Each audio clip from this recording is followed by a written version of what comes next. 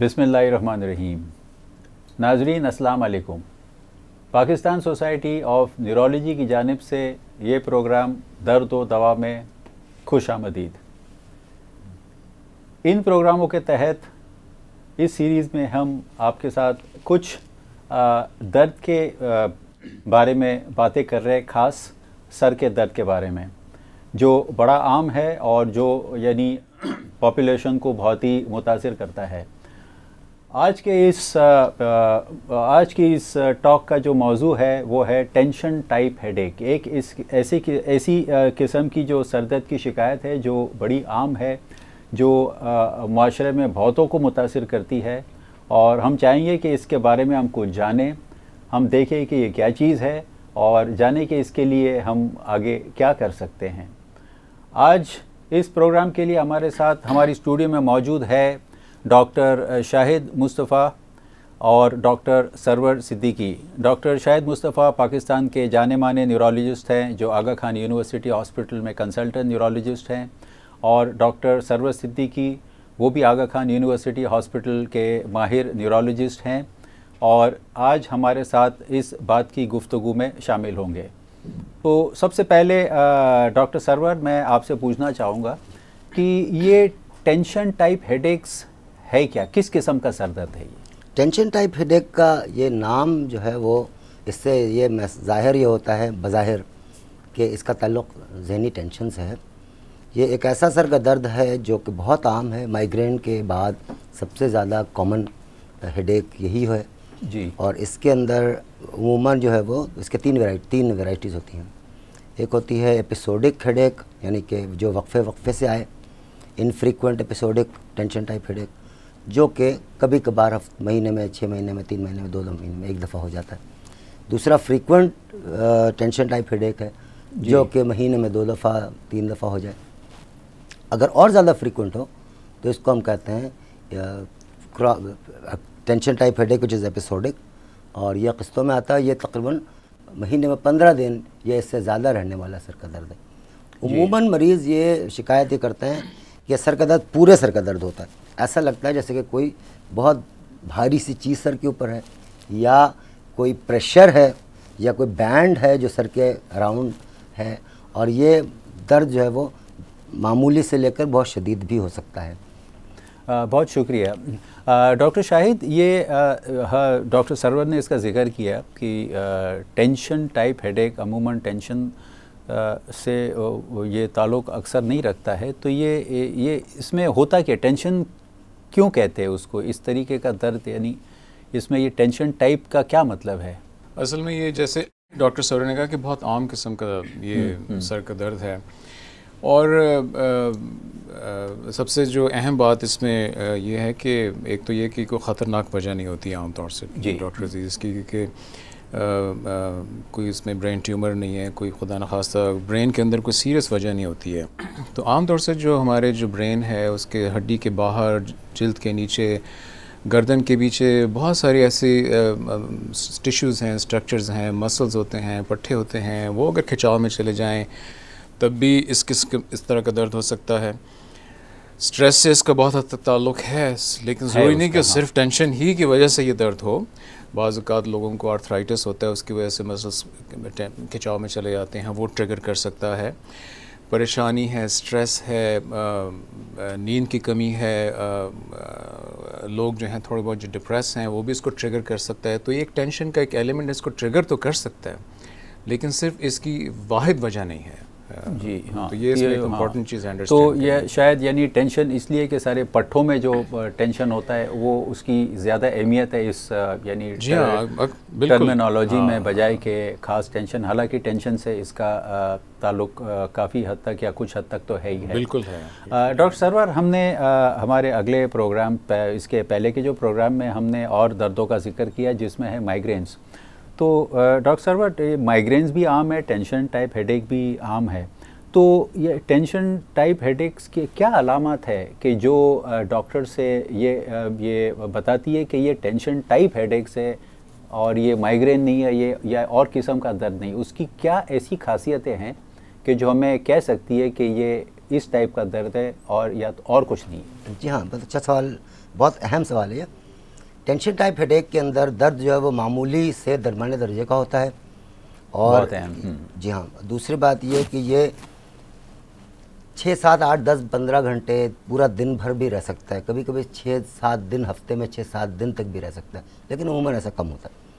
दूसरी बात ये कि इस दर्द के साथ मरीज़ काम कर सकता है घर का, मतलब काम चला लेता है। ये नहीं होता कि वो उसको बिस्तर पे लेटना पड़े या अंधेरे कमरे में चला जाए, ऐसा नहीं होता। रोशनी आंखों में बुरी लगती है माइग्रेन के दर्द में, इसमें ये फीचर इतना इम्पॉर्टेंट, इतना प्रोमिनेंट नहीं होता है। उल्टी मतली बहुत ज़्यादा होती है माइग्रेन में, इसमें उल्टी मतली का एलिमेंट बहुत कम होता है। मतली तो हो सकती है लेकिन उमूमन उल्टियाँ नहीं होती। माइग्रेन में कभी कभार ये होता है कि नज़र के सामने कुछ रंगीन लहरें से, चमक सी पैदा होती है, जिसको हम ऑरा कहते हैं, ये इसमें बिल्कुल नहीं होता। तो ये जो फीचर्स हैं कि उल्टी मतली का ना होना, रोशनी का बुरा ना लगना और काम भी करते रहने की सलाहियत बरकरार रखना, ये डिस्टिंग्विश करती है कि ये टेंशन टाइप हेडेक है। और सबसे बड़ी बात है कि दौरानिया, उमूमन माइग्रेन होता है तो 20 मिनट से लेकर 4-6 घंटे तक रहता है और आहिस्ता आहिस्ता ये बढ़ता है। ये दर्द उमूमन शाम में ज़्यादा होता है, सुबह में कम होता है। तो ये फ़र्क है, कैरेक्टर में काफ़ी फ़र्क है। और ये माहिर डॉक्टर हिस्ट्री जब मरीज़ से लेते हैं तो वो इसीलिए लेते हैं कि इन तमाम अवामिल को देखें ताकि इसकी तशख़ीस करने में आसानी हो। मतलब है कि ये टेंशन का दर्द ऐसा है कि परेशान तो करता है लेकिन इतना मुतासिर नहीं करता है कि आप बिस्तर पे चले जाएं या आप काम करने से। जी हाँ, आप बिल्कुल। और जनरली जो है वो माइग्रेन में एक हिस्से में दर्द ज़्यादा होता है, लेकिन आपने जिस तरह से पहले बताया कि ऐसे महसूस पूरे होता सर में है होता है ऐसा जैसे कि कोई बहुत ही। और उमूमन ख़वातीन आप देखेंगे कि ख़वातीन आके बताती है कि जरा मैं दुपट्टा बांध लेती हूँ सर के अराउंड तो मेरा दर्द थोड़ा बेहतर हो जाता है। तो ये भी खुसूसी इसकी जो है वो अलामत है।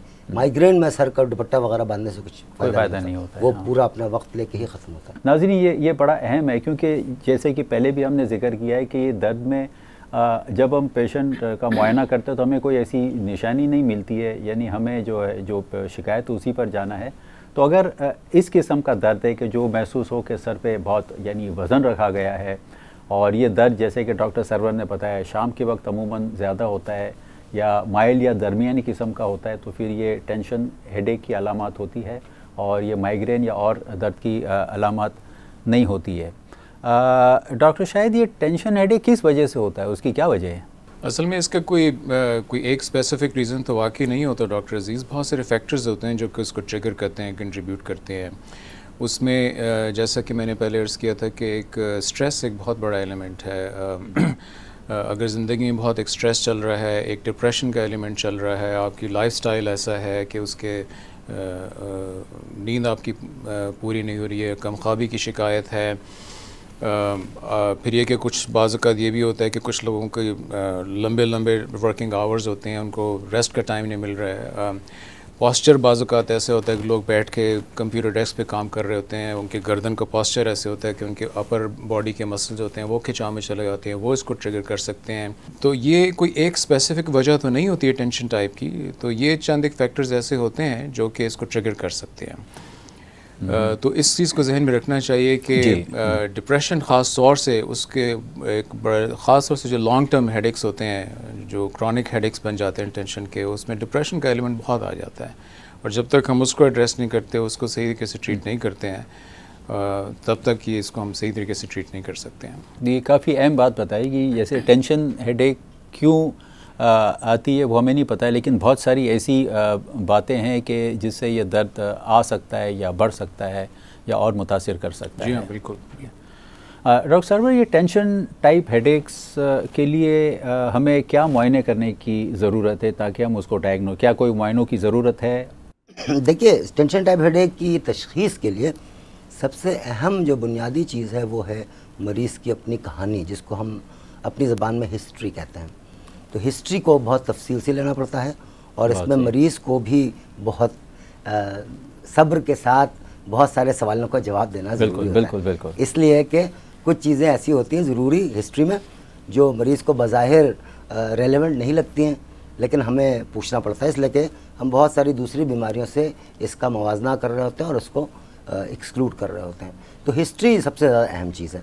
फिर यह कि हम मुआयना करके देखते हैं कि ऐसा तो नहीं है कि दिमाग के अंदर कोई और स्ट्रक्चरल या साख्त की ख़राबी की निशानियाँ मौजूद हैं जो कि इसमें नहीं होती हैं। और जो ख़तरनाक हेडेक्स होते हैं उनको तो जाहिर बात है कि मरीज़ के दिमाग में भी होता ही है कि ऐसा तो नहीं कि बहुत ही खौफनाक बीमारी है मेरे दिमाग के अंदर। और डॉक्टर को भी इस बात का यकीन करना चाहिए मुआयना करके कि ऐसी कोई निशानी उम्मूमन नहीं होती, ज़ाहिर नहीं होती, तो फिर किसी हेडेक के लिए, टेंशन टाइप हेडेक के लिए कोई ऐसा टेस्ट नहीं है कि ये टेस्ट कर लें तो पता चल जाए, जैसे CT स्कैन या MRI करके टेंशन टाइप हेडेक का पता चल जाएगा। जी नहीं, ऐसा नहीं है। हाँ, अलबत्ता मखसूस केसेस में CT स्कैन या MRI दिमाग का करना पड़ता है ताकि हम दूसरे शुबहात को दूर करें। ये बहुत अहम बात जो बताई डॉक्टर सरवर ने कि इसमें जो है अमूमन मुआयने करने की ज़रूरत नहीं। अक्सर जब इतना दर्द होता है और इतने वक्त तक होता है तो एक तशवीश होती है, एक फ़िक्र होती है कि दिमाग में कोई ऐसी बड़ी चीज़ आ गई है। लेकिन अगर इस किस्म का दर्द हो और दिनों तक चला आ रहा है, हफ्तों तक जा रहा है, महीनों तक आ रहा है बीच बीच में, तो शायद यानी स्कैन करने की या और टेस्ट करने की ज़रूरत नहीं है बस। लेकिन डॉक्टर के साथ जो हिस्ट्री जो दी जाती है वो आपको सही तरह से अगर आप बताएं तो उसी से सबसे ज़्यादा फ़ायदा हो सकता है। डॉक्टर शाहिद, अगर टेंशन टाइप हेडेक की आपने एक बार डायग्नोसिस कर ली, आपने कहा कि इस टेंशन टाइप, अब उसको यानी उसका इलाज किस तरह से हो सकता है, क्या कर सकते हैं? असल में टेंशन टाइप हेडेक्स का इलाज करने के जो सबसे जो अहम इसमें सबसे ज़रूरत चीज़, जैसे डॉक्टर सरवर ने भी कहा कि जिस हिस्ट्री टेकिंग और पेशेंट्स के साथ रेपो बिल्डअप करना बहुत ज़रूरी है। इसलिए कि इसकी वजह तलाश करना जैसा कि मैंने कहा बहुत ज़रूरी है कि पेशेंट्स के साथ बैठ के सबसे पहले हम उनसे पूछें कि उनकी लाइफस्टाइल कैसा है, उनकी ज़िंदगी का रहने का अंदाज़ कैसा है, कि उनकी नींद पूरी हो रही है कि नहीं है, उनके वर्किंग आवर्स कैसे हैं, वो ज़िंदगी में कुछ उनकी रिलैक्सेशन के कुछ सामान है कि नहीं है, वो भाग दौड़ में लगे हुए हैं अपनी ज़िंदगी में, या कोई इरेटिक है, वो सुबह खाना खाते हैं, दोपहर खाते हैं कि नहीं खाते हैं, कोई रेस्ट का टाइम होता है, एंटरटेनमेंट का टाइम होता है या नहीं। तो ये सारी चीज़ें जब तक हम नहीं उनको करेक्ट करेंगे तो सिर्फ दवाइयाँ पिल्स देने से हम इसका मुकम्मल इलाज नहीं कर बहुत पाएंगे। सही कहा। तो सबसे पहले हम बैठ के हम उनको ये काउंसलिंग करेंगे कि एक जो हेल्दी लाइफस्टाइल जिसको हम आमतौर से कहते हैं कि वो उसको ज़रूर अपनाएं, जिसके अंदर एक जिस तरह हम कहते हैं कि 8 साढ़े 8 घंटे की नींद होनी चाहिए, हेल्दी खाना खाना चाहिए, कुछ एक्सरसाइज के लिए भी वक्त होना चाहिए, आधे घंटे की ब्रिस्क वॉक जैसे कहते हैं वो होनी चाहिए।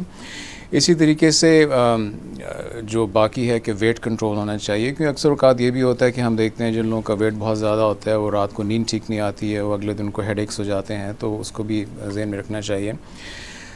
उनके बाकी जिस तरह उन्होंने कहा कि जो उनके जहन में खौफ होते हैं उनको भी क्लियर करें कि ट्यूमर नहीं है, ऐसी चीज़ें नहीं है। आप यकीन जानिए कि जब हम ये उनको बताते हैं कि नहीं जी आपको कोई ट्यूमर नहीं है, कोई फालज नहीं होगा, तो आधी उनकी बीमारी उसी वक्त जो है वो दूर हो जाती है। फिर उनकी ये मिसकंसेप्शंस को भी दूर करें कि जी ये जो हेडेक्स हो रहे हैं इनका कोई आपके आई साइड से कोई ताल्लुक़ नहीं है, कोई साइनस हेडेक्स नहीं है, इसका ब्लड प्रेशर से कोई ताल्लुक़ नहीं है। तो पहले ये काउंसलिंग तो सबसे ज़रूरी है। तो पहले इन फैक्टर्स को पहले हम देखें कि जी इनको हम देखें, अगर तो इसी से चीज़ें ठीक हो जाती हैं तो ठीक है, अगर इससे नहीं ठीक हो रही हैं तो फिर हम दवाइयों की तरफ जाते हैं आमतौर से। और आमतौर से ज़्यादातर जो है वो सिंपल एनाल्जेसिक्स जो हैं उन्हीं से ठीक हो जाती हैं।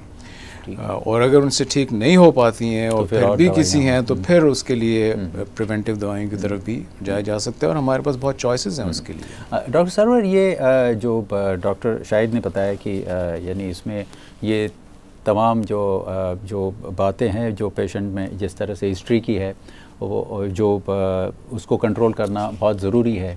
एक बात अक्सर जो बताई जाती है कि अगर यानी रेगुलर एक्सरसाइज अगर कोई बंदा करता है तो उससे भी सर दर्द की शिकायत कम होती है, रिलैक्सेशन के साथ साथ, या जैसे कहते हैं डीप ब्रीदिंग एक्सरसाइज और किसी किस्म की जो एक्सरसाइज है।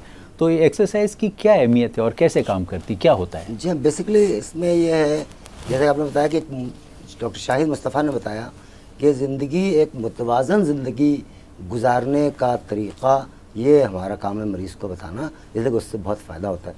और मुतवाज़न ज़िंदगी का मतलब है कि नींद का एहतमाम हो, ठीक वक्त पे खाना खाया जाए, और रिलैक्सेशन, अपने आप को रिलैक्स करने का भी सामान ज़िंदगी में हो। सिर्फ ज़िंदगी की दौड़ भाग में रहने से ज़ाहिर है कि आदमी सेहतमंद नहीं रहता। एक्सरसाइज के बारे में ये कहते हैं कि अगर आप लाइट एक्सरसाइज करते हैं, जैसे वॉकिंग करते हैं जी 15 मिनट से आधे घंटे तक रोज़ाना, तो उससे टेंशन टाइप हेडेक में फ़ायदा होता है। अच्छा, लंबी सांस लेना या बाज़ औक़ात योगा कुछ लोग करते हैं जी, हाँ। इससे भी कुछ रिपोर्टें ऐसी हैं कि जिससे ये बेसिकली ये सारी चीज़ें काम करती हैं, जहन को रिलैक्स करती हैं इस वास्ते। और मेरा मशवरा ये है कि इंसान अपनी ज़िंदगी में तो बहुत मसरूफ़ होता है हर आदमी, और अपने आप के लिए भी वक्त निकालना चाहिए, अपने आप को भी रिलैक्स करने का कोई सामान करना चाहिए, इसलिए कि ज़िंदगी जिस्म मशीन की तरह नहीं है, ये अपने तकाज़े भी हैं।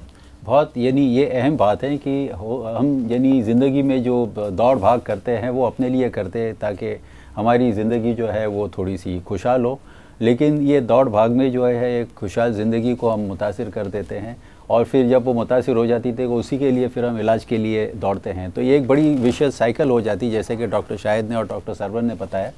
तो ये ज़रूरी है कि इस तरह से जो है वो कंट्रोल करना ज़रूरी। और ये तमाम इलाज का जो ज़िक्र हुआ है वो हम जो कहते हैं एक नेचुरल इलाज है, एक कुदरती इलाज है, और दवाइयाँ जो है वो एक आर्टिफिशियल इलाज है। अब जाहिर है कि कुदरत के इलाज में और यानी दवाई के इलाज में फ़र्क है। कुदरत का इलाज कुदरत का इलाज है।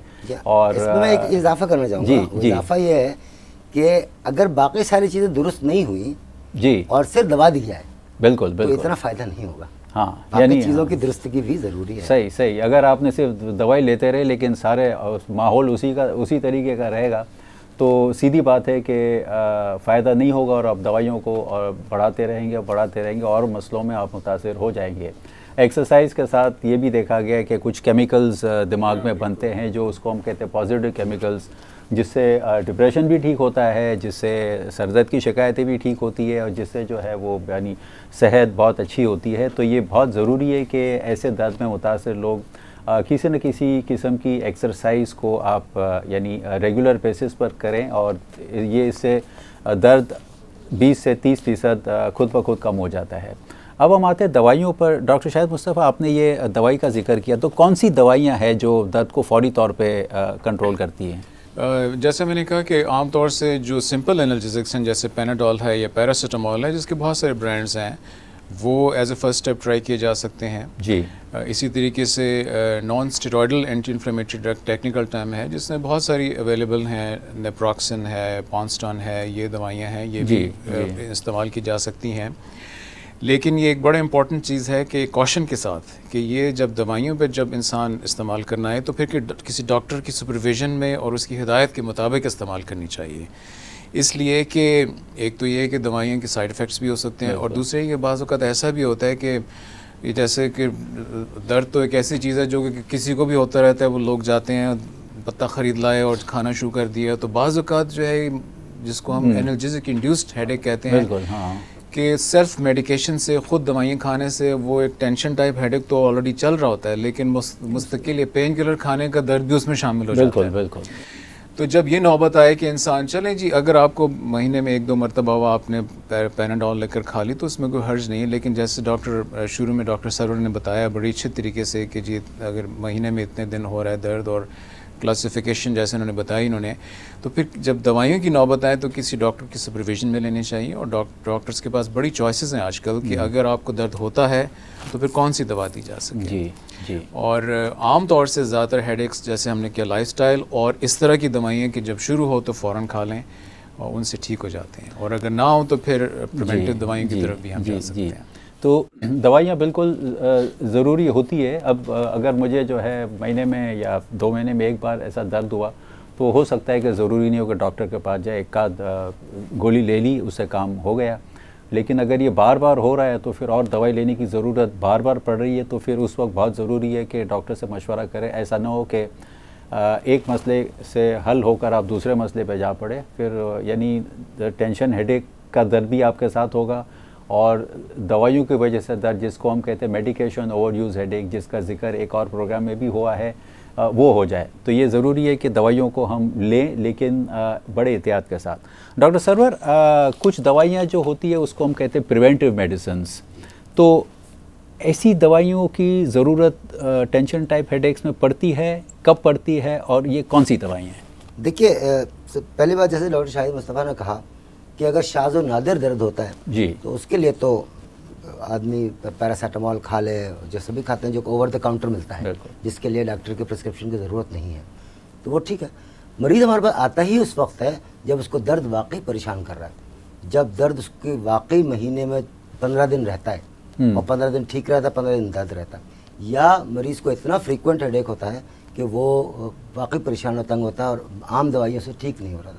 तो ये वो स्टेज है इसमें हम प्रिवेंटिव ट्रीटमेंट वो करते हैं का मशवरा देते हैं। बहुत सारी दवाइयाँ हैं, सबसे ज़्यादा कॉमनली जो दवाई इस्तेमाल होती है वो ट्राईसाइक्लिक एंटी डिप्रेसेंट कहलाती है, एमिट्रिप्टिलीन।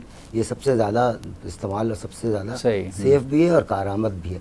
लेकिन एक कॉशन कि मरीज़ को ख़ुद से नहीं खानी चाहिए, ये किसी मुस्तनद डॉक्टर की मशवरे के मुताबिक खानी चाहिए।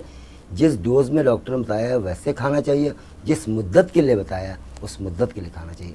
ये ऐसी दवाई, अच्छा ये भी बता दूं कि ये एमिट्रिप्टिलीन एंटी डिप्रेसेंट है, लेकिन इस बीमारी में एंटी डिप्रेसेंट अब इस्तेमाल नहीं की जा रही। ये टेंशन टाइप हेडेक के लिए खुसूसी दवाई है, और ये ऐसी दवाई नहीं है कि दर्द हुआ तो एक एमिट्रिप्टिलीन खा ली, नहीं, इसको रेगुलर मुस्तकिल ख़ास मुद्दत तक खाना पड़ता है, 4 से 6 महीने तक खाना पड़ता है, तब इसका फ़ायदा होता है। ये पैरासीटामोल की तरह फौरी असर करने वाली दवाई नहीं है। लेकिन ये उस सूरत में जब लेनी चाहिए कि ये दर्द रहता है और ऐसा शिद्दत इख्तियार करता है कि इसके लिए कुछ लेना है। बिल्कुल। दो बातें सामने अहम आई है नाजरीन। एक तो ये है कि ये दवाई अक्सर डिप्रेशन के लिए इस्तेमाल करती है, लेकिन समझना ज़रूरी है ना तो टेंशन हेडेक टेंशन की वजह से है, ना तो ये एंटी डिप्रेसेंट डिप्रेशन की वजह से दी जाती है। ये खास यानी इस टाइप के दर्द को कम करने के लिए दी जाती है, नहीं डिप्रेशन के लिए। और भी कुछ दवाइयाँ हैं जो इसमें इस्तेमाल हो सकती है?